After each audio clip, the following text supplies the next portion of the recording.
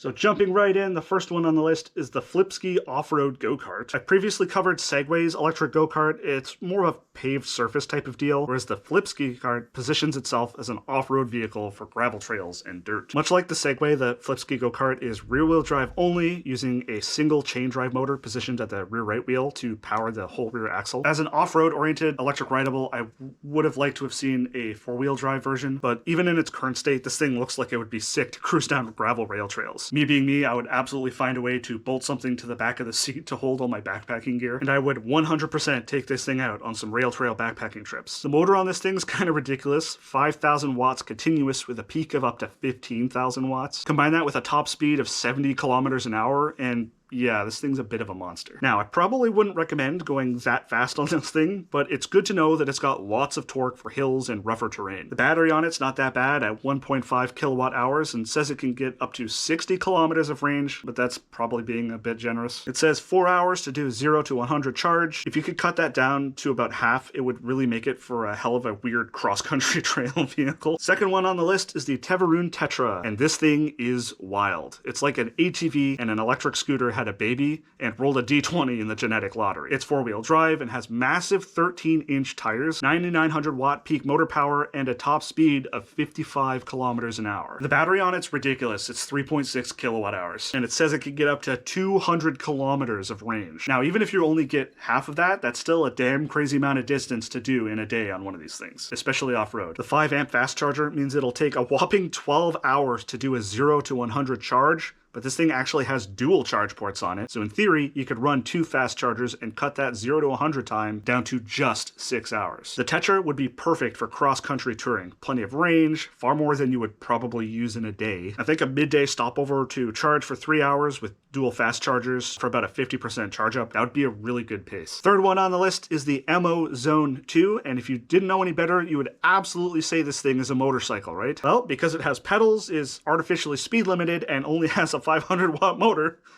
it's technically considered an e-bike. Like, it can go on bike paths. And what really makes the Zone e-bike interesting is how you can spec it. You can spec it all the way from the bottom, which is a 1.6 kilowatt hour lead acid battery, which says it gives you up to 55 kilometers of range, but it's lead acid, so you probably only want to use up half of it. And you can spec it all the way up to an absolutely ridiculous 8.4 kilowatt hours of lithium with a pretty reasonable 190 kilometers of range. Now, for most people, if money was no option, they would probably go for that top spec, but me, I'm weird. I would want to actually try out the lead acid version. I'd want to see if it would be possible to tour on something like that. Obviously, it would be far, far worse, but just as a fun experiment, you know what I mean? In either case, this thing is definitely an overnight charging kind of affair, but I do really wish they would have found a way to wire a J1772 charging port into this thing. I kind of wonder if you'd be able to mod this to stick motorcycle cargo pods on it. Fourth one on the list is the Envo Snow Kart. You know those GT Snow Racer sleds you had as a kid and you kind of wished you could actually drive those around? Well, the mad lads at Envo actually made something that does pretty much that. It's basically a very small, squat electric snowmobile that you can fit in the back of your car. It's based on e-bike hardware. It even uses e-bike batteries to power it. The battery itself is 840 watt hours, and you can double it up to 1680 watt hours if you use the second battery mount. And the benefit to a dual battery setup is you can charge both batteries in parallel. They're bog standard 48 volt e-bike batteries, so you could probably get the charge time down to around 2.5 to 3 hours with fast chargers. Now, it's really hard to say what kind of range something like this would have, because between the intended cold weather use and resistance from the snow, it's not going to be much. But I would absolutely love to get my hands on one to test and see. For me, as someone who makes electric rideable content, the winter months are really hard because, like, nothing I own work well in the snow. Even my e-bike and electric trike struggle. I mean, heck, this thing has like a big cargo pod in the back of it, perfect for storing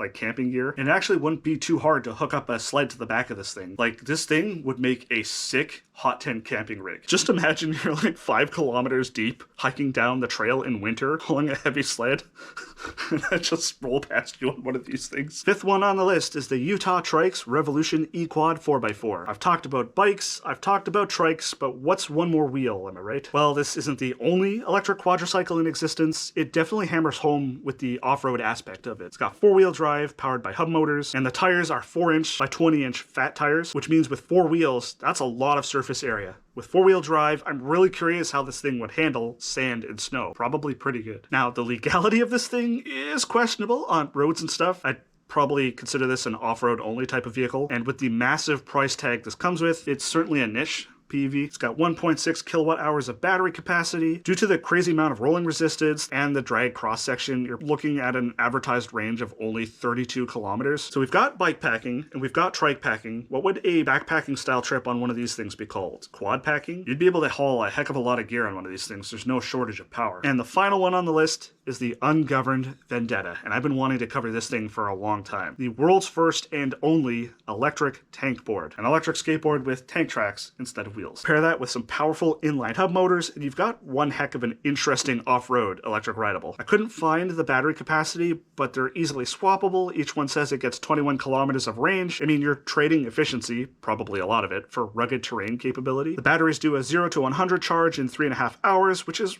right about the upper part of what I consider the acceptable midday charging stop window if you're on a long distance adventure with one of these. And if you carry a second battery in like a chest pack or something, that's about 40 kilometers of range. Stop midday to charge, do another 40 kilometers, and that's actually not bad for a touring and backpacking cadence. And this thing gets up to 42 kilometers an hour. That's nuts. This thing weighs 43 pounds, which isn't much, especially compared to the other PVs on this list, but those can at least all be carted around somewhat easily. This thing, not so much. You can't really pick it up and roll it on the rear wheels like an AT Escape, but for the all-terrain capability packed into such a small electric rideable, totally worth it. So all of these PVs are pretty unique, and I love highlighting all of the interesting and envelope-pushing electric rideables that come out. I have a link to all of these in the description if you want to check them out. I'm not affiliated with any of them, so I don't get like a kickback or affiliate income or anything like that from them. I just really think they're neat. If you're new to the channel, I'm all about unconventional electric adventuring, including showing off cool electric rideables that cost more than a decent used car. So make sure you're subscribed if you're into that shit.